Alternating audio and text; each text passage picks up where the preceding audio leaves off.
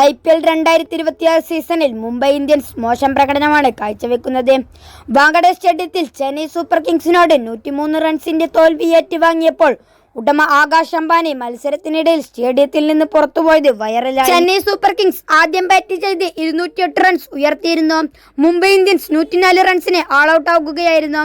IPL-ലെ ഏറ്റവും വലിയ റൺ മാർജിനിലുള്ള തോൽവികളിലൊന്നായി ഇത് മാറി. മത്സരത്തിനിടെ മുംബൈ ഡഗൌട്ടിന് മുന്നിലൂടെ നടന്ന ആകാശ് അംബാനി കളിക്കാരെ നോക്കാതെ നടന്നുപോയി.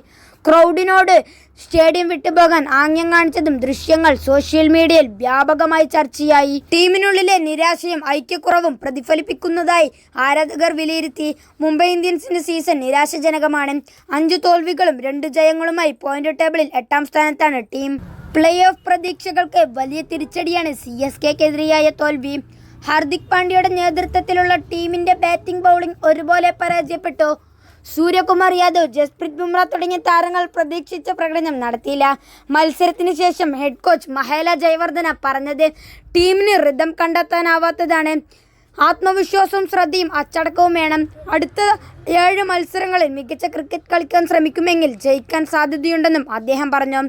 ആകാശ് അംബാനിയുടെ ഇറങ്ങിപ്പോക്ക് ഹാർദിക് പാണ്ഡ്യയുടെ ക്യാപ്റ്റൻസി തുലാസിലാക്കിയിട്ടുണ്ട്. സൂര്യകുമാറിനെ ക്യാപ്റ്റനാക്കി ടീമിനെ ഉടച്ചു വാർക്കാനാകും ഇനി ശ്രമം നടക്കുക. 6ാം IPL കിരീടം ലക്ഷ്യമിട്ട് മുംബൈ ഇന്ത്യൻസിന് സീസൺ ഇതുവരെ വലിയ നിരാശ മാത്രമാണ് സമ്മാനിച്ചത്.